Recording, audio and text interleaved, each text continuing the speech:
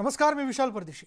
News 18 लोकमतच्या विशेष शोमध्ये आज आपण चर्चा करणार आहोत निसर्ग चक्रीवादळाच्या परिणामांबद्दल. या वादळाचा सगळ्यात जास्त फटका बसलाय रायगड जिल्ह्याला. वादळामुळे होत्याचं नव्हतं झालं. सर्वसामान्य नागरिकांपासून ते शेतकऱ्यांपर्यंत सगळ्यांनाच निसर्गाच्या या तांडवाला उघड्या डोळ्याने बघण्याशिवाय दुसरा कोणताच पर्याय नव्हता. पडकी भिंत बांधतो आहे आणि चिखलगाळ काढतो आहे या भावनेने प्रत्येक जण आपला संसार सावरण्याचा प्रयत्न करतोय. आता प्रतीक्षा आहे मदतीची. चला आपण जाणून घेणार आहोत तिथली वास्तविकता पंचनामा चक्रीवादळाचा या शो मधून.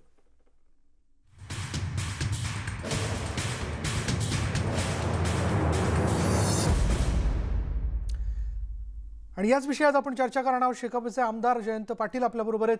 जयंत पाटीलजी, या क्षणाला आम्ही आपल्या मनातली भावना समजू शकतो, कारण ज्या जिल्ह्यामध्ये आपण वाढलो, ज्या जिल्ह्यामध्ये आपण सगळ्यांसाठी चळवळ राबवली, त्याच जिल्ह्यामध्ये खरं निसर्गाचा हा सगळा हाहाकार जो आहे तो बघावा लागलाय. सकाळपासून आपण बऱ्याच लोकांना भेटीगाठी देत असाल, बऱ्याच ठिकाणी आपण गेला असाल. नेमकी काय परिस्थिती आहे?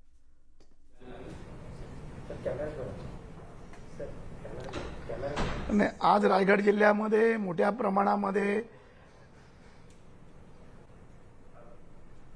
हा बोला.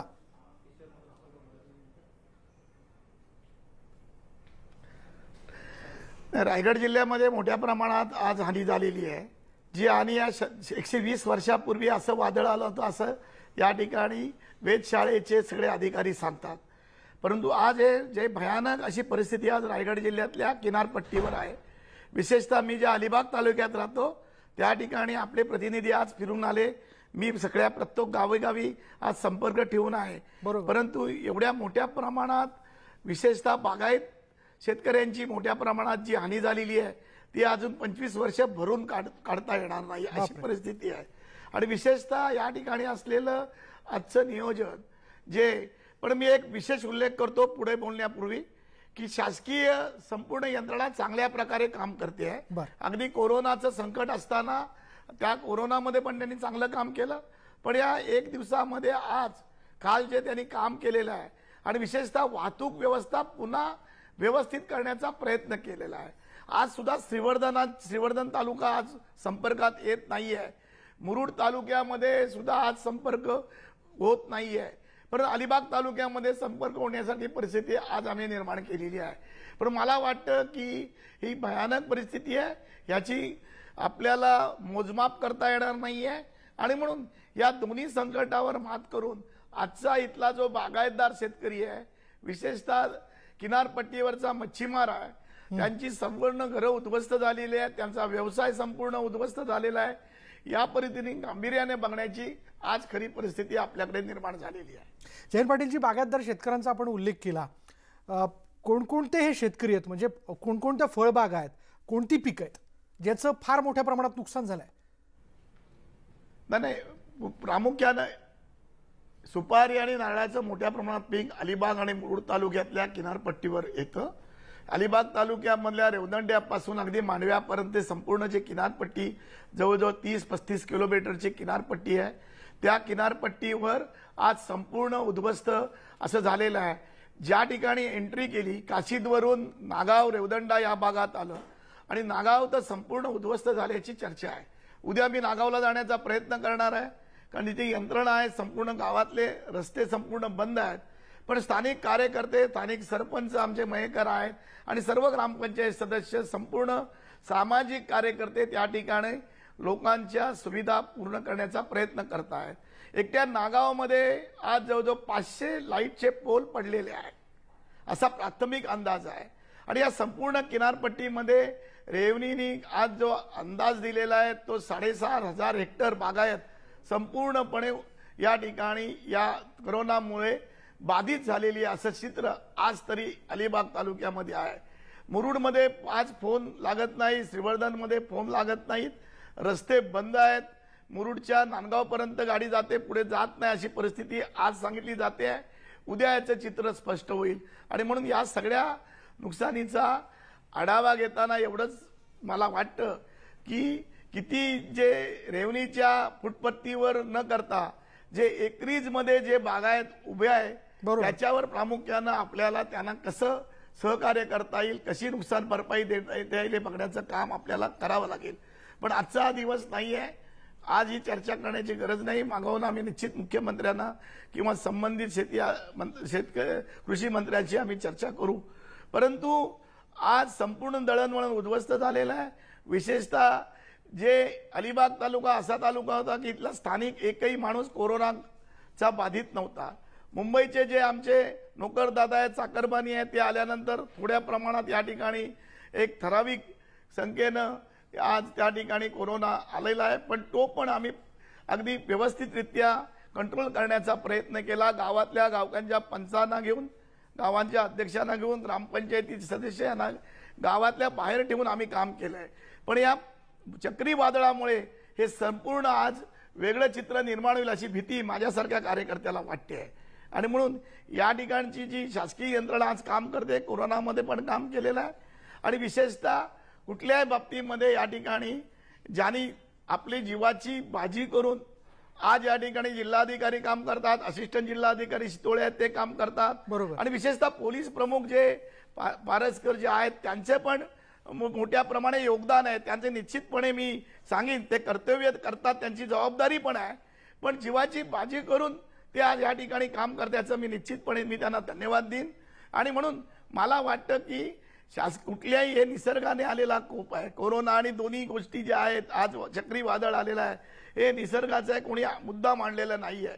आणि त्याच्यावर मात कशी करायची हे राजकारण आणि राजकीय मतभेद बाजूला ठेवून करण्याची भूमिका आम्ही आणि माझ्या कार्यकर्त्यांनी सगळ्या घेतलेली आहे. आणि त्या पद्धतीने काम आम्ही करतो आहोत.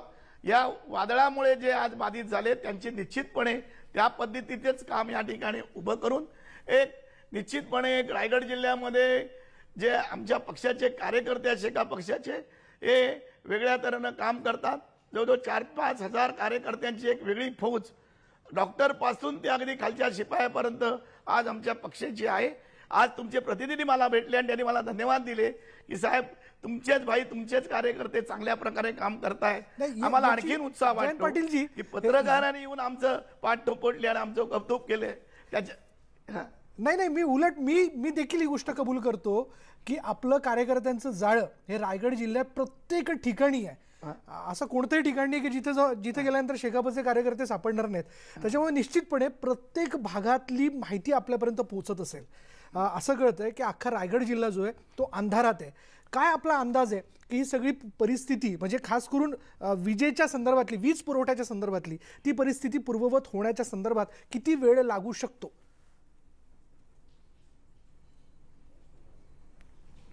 आज 3 दिवस प्राथमिक आज जो मी सकाळी अंदाज घेतला तर 3 ते 4 दिवसामध्ये काही ठराविक भागामध्ये वीज पुरवठा होऊ शकतो. पण माझी मागणी आहे, आमचे 2-3 नगरसेवक, सकाळी एक अजय झुंजराव आहेत, आमचा चोपडा आहे, हे 2-3 नगरसेवक आज मला येऊन भेटल्यानं सांगितलं इथल्या ही एवढी उद्ध्वस्त झालेली वीज यंत्रणा इथल्या स्थानिक यंत्रणेकडनं किंवा स्थानिक कॉन्ट्रॅक्टरकडनं ते होणार नाही. याच्यामध्ये परराज्यातले कॉन्ट्रॅक्टर येऊन आपल्याला काम करावं लागेल, वेगळी यंत्रणा उभी लागण्याचे, खास म्हणजे की आपल्याला वेगळ्या तऱ्हेने युद्ध पातळीवर कसं वीज पुरवठा पूर्ववत होईल हे बघण्याचं काम करावं लागेल. मी निश्चित उद्या परवा 2 दिवसात माननीय मुख्यमंत्र्यांना भेटणार आणि त्याच्यावर वेगळ्या तऱ्हेनं काम करण्याची गरज आहे. वीज पुरवठा खंडित असल्यामुळे वेगळी परिस्थिती निर्माण होते की पाण्याची योजना, पाण्याच्या यंत्रणेवर पाणी यंत्रणा सगळी ठप्प होते, पंपिंगच होऊ शकत नाही तर पाणी कुठनं येणार, खाली पाणी आलं तर वरती चढणार कसं, अशी ज्या 4-5 मजली इमारती आहेत त्याच्यावर विशाल मोठ्या प्रमाणामध्ये आज एक परिस्थिती निर्माण झालेली आहे. आणि म्हणून आज रस्ते साफ करून जी झाडं पडलेली आहेत, जे उद्ध्वस्त झालेले आहेत, अनेक घरांचे पत्रे विशाल उडालेले आहेत आणि पत्रे सुद्धा मार्केटमध्ये नाही आहेत आणि पत्रे करणाऱ्या फॅक्टऱ्या सगळ्या लॉकडाऊनमुळे बंद आहेत आणि म्हणून ते पावसामध्ये आज त्यांच्या घरामध्ये राहतात अशी परिस्थिती आज तरी दिसते आहे. हा प्राथमिक अंदाज आहे, लोकांनी फोनवरून मला सांगितलेलं आहे. मी आज अलिबागमध्येच आहे, पण मी निश्चितपणे खात्री देतो की सगळी यंत्रणा पूर्ववत करण्याचं काम निश्चितपणे आपण करू शकतो सरकारी यंत्रणेमार्फत. आणि त्यामुळे मी रायगडकरांना निश्चितपणे एक आश्वासित करू इच्छितो की या ठिकाणी ज्यांना याच्यामध्ये त्रास होतोय, ज्यांना यंत्रणा पोचली नाहीये, कोणाचे लोक अडकले असतील, मला बोलवा, माझ्या कार्यकर्त्यांना बोलवा, मला संपर्क साधा. आपण निश्चितपणे शासकीय यंत्रणा जी चांगल्या प्रकारे काम करते त्यांना आपण आणखीन प्रभावी काम करायला भाग पाडू. आज पालकमंत्र्यांनी काही ठिकाणी भेटी दिल्याचं कळतंय जयंत पाटीलजी, आणि ते मुख्यमंत्र्यांकडे विशेष आर्थिक पॅकेजची मागणी करणार आहे. आता बोलता बोलता आपण नुकसानीचा आढावा किंवा पंचनामा कशा पद्धतीने झाला पाहिजे किंवा एकरी त्यांना नुकसान भरपाई मिळायला हवी या संदर्भातली आपण माहिती दिली. आपल्या डोक्यात याबद्दल काही योजना आहे किंवा काही मुद्दे जे आपण मुख्यमंत्र्यांच्या भेटीमध्ये त्यांना स्पष्ट करणार आहात? कारण आता इथे बघा, अशी काही झाडं आहेत जी मोठी होण्यासाठी 4-4 वर्ष 5-5 वर्ष लागतात, आणि आता तीच जर उन्मळून पडली आहेत तर पुन्हा पुढली 5 वर्ष वाट बघायची आहे. 10 वर्ष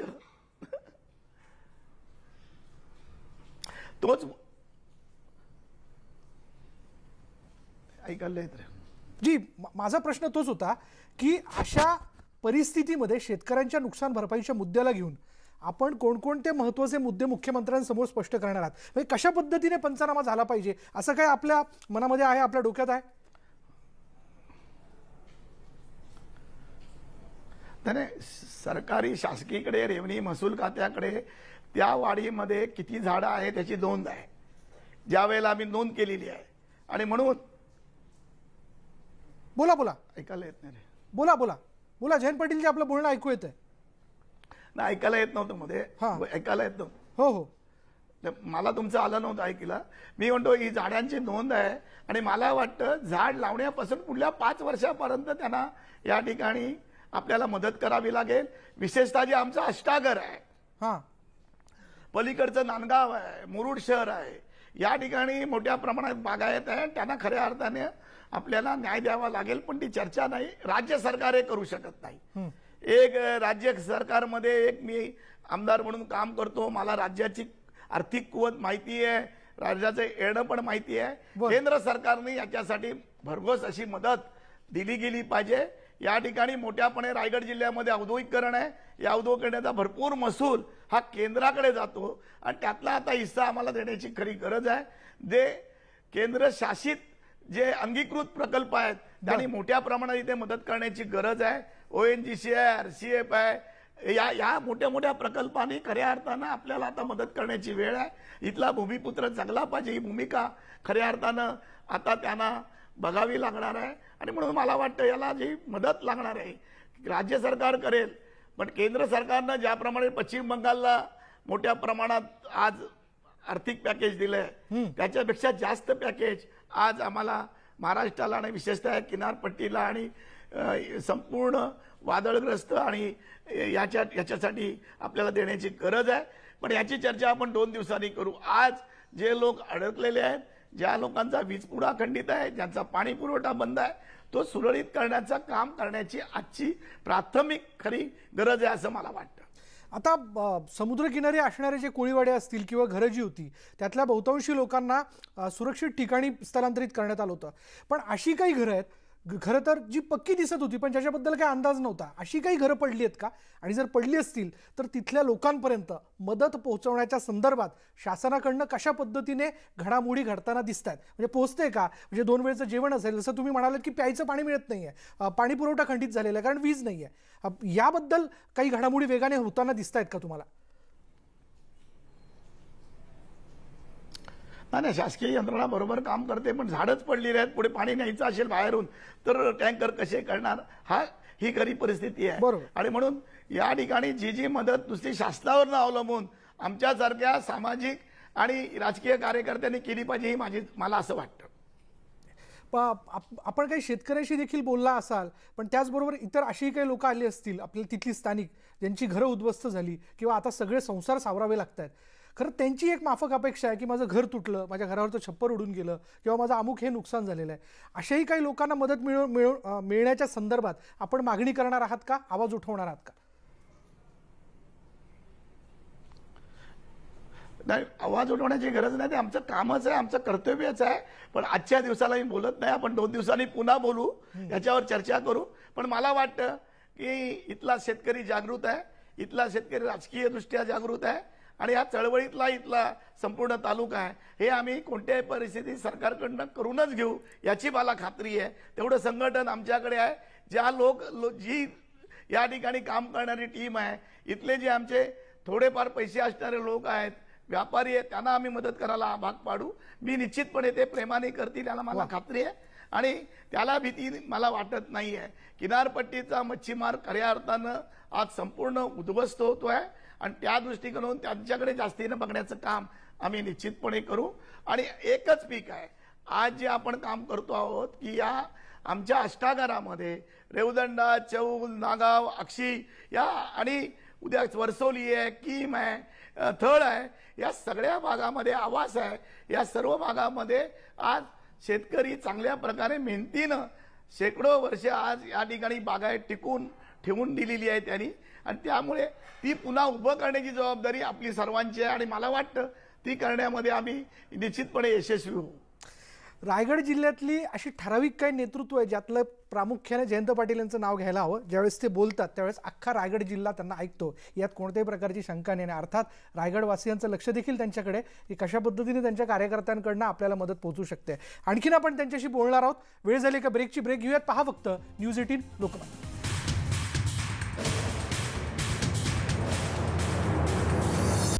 पंचनामा चक्रीवादळाचा या शोमध्ये आपलं सगळ्यांचं पुन्हा एकदा स्वागत. आपण चर्चा करतोय शेकापचे आमदार आणि नेते जयंत पाटील यांच्याशी.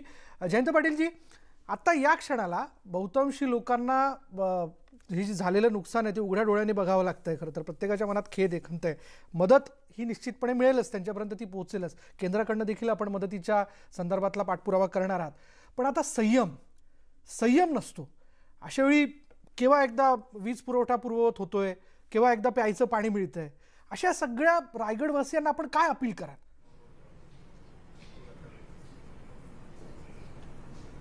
नाही, प्यायचं पाणी वगैरे आणि या प्राथमिक ज्या गरजा आहेत त्या निश्चितपणे जिल्हा परिषद, पंचायत समिती आणि आमदार म्हणून आम्ही निश्चितपणे लोकांबरोबर करू, त्याची खात्री पण आहे. पण आज दुर्दैवानं विशाल त्याचा ऐकायला येत नाही मला. बोला जयंत पाटीलचा आवाज येतोय आपला. तुमच्यामध्ये तुटतंय, संपर्क नाही, लाईटवर नाही. आज संपूर्ण टेलिफोन यंत्रणा रायगड जिल्ह्यातली ठप्प झालेली आहे आणि त्यामुळे कुठेही संपर्क होत नाही. हा जो संपर्क आहे फक्त एअरटेल रियायती जेमतेम चालू आहे म्हणून आपण बोलतोय, तुमच्याबरोबर पण बोलतोय आणि महाराष्ट्रात पण मी आज बोलतोय तर एअरटेलमुळे बोलतोय.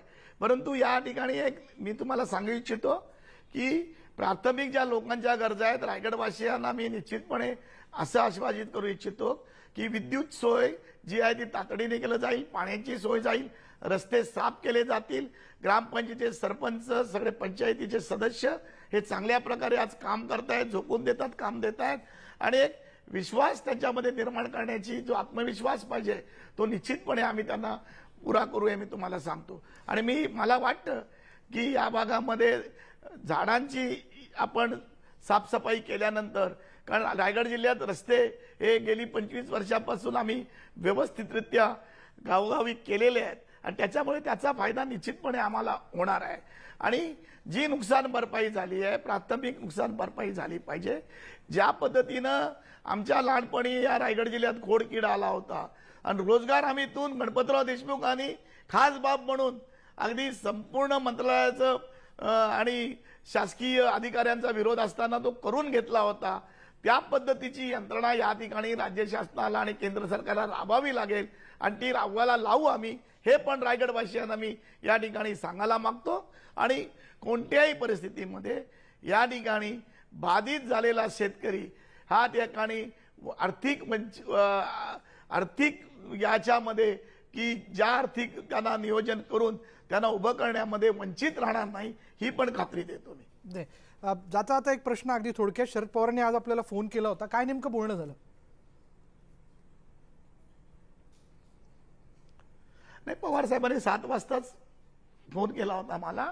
त्यांनी सांगितलं संपूर्ण कशी आहे परिस्थिती, त्यांच्यावर माझ्या चर्चा केली आणि पवार साहेबांनी सांगितलं तुमच्याकडे काय मदत मला माझ्याकडून पाहिजे ते सांगा, मला नोट करून पाठवा, मी केंद्राकडून सुद्धा त्या ठिकाणी मदत कशी होता येईल हे बघीन, लागलं तर मी पण येतो. मी सांगितलं तुम्ही येऊ नका, आता आज आम्ही येऊन काम करतो, शेवटच्या वेळेला आपण तुम्हाला आम्ही निश्चितपणे या इथे असलेल्या परिस्थितीची पाहणी करायला निश्चितपणे आम्ही बोलवणार आहोत. पण पवारसाहेबांना मी धन्यवाद देईन, त्यांनी सकाळी मला फोन करून उठवलं आणि माझ्याकडनं माहिती करून घेतली. आणि म्हणून या ठिकाणी मला वाटतं काल मला मुख्यमंत्र्यांचे शिवसहाय्यक आमचे मिलिंद नार्वेकर यांनी सुद्धा फोन करून सगळी माहिती विचारून घेतली आणि आपल्याला व्यवस्थितरित्या तुम्ही राहा असं पण सांगितलं. मला वाटतं याच्यामध्ये कोणाचंही असे मतभेद किंवा हे नाही आहेत. आणि मी निश्चितपणे सांगतो की पवार साहेबांकडे अशा प्रसंगात किंवा वादळ आलं, भूकंप झाला, याच्यामध्ये एक काम करण्याची एक वेगळी हातोटी आहे. आणि मग ते झोकून देऊन काम करतात. मला वाटतं त्यांची सुद्धा मदत आम्हाला निश्चितपणे होईल याच्यामध्ये. धन्यवाद जयंत पाटीलजी आमच्याशी बोलल्याबद्दल. आपल्याला खूप खूप आम्ही शुभेच्छाही व्यक्त करतो. आपल्याला एक नेता म्हणून, तिथला एक माणूस म्हणून आणि आपल्या सगळ्या कार्यकर्त्यांना, त्याचबरोबर तिथल्या सगळ्या शासकीय यंत्रणेला भरपूर ऊर्जा मिळू देत या सगळ्या परिस्थितीतनं लोकांना बाहेर काढण्याच्या विषयाला घेऊन. आणि जाता आता शेवटी एवढंच म्हणेन की कुसुमाग्रजांच्या कणा या कवितेतल्या ओळी आहे की मोडून पडला संसार तरी मोडला नाही कणा, पाठीवरती हात ठेवून फक्त लढ म्हणा. आणि आता ही वेळ आहे की आपण देखील या यंत्रणेच्या बरोबरीने जसं जमेल, ज्या ज्या स्वरूपात जमेल तिथे पुढे व्हावं, त्यांच्या पाठीवरती हात ठेवावा, सगळ्यांना धीर द्यावा आणि पुन्हा एकदा या सगळ्यांचे संसार कसे उभे राहतील या दृष्टीने मदत करावी. आज इथेच थांबूयात. पहा फक्त न्यूज 18 लोकमत.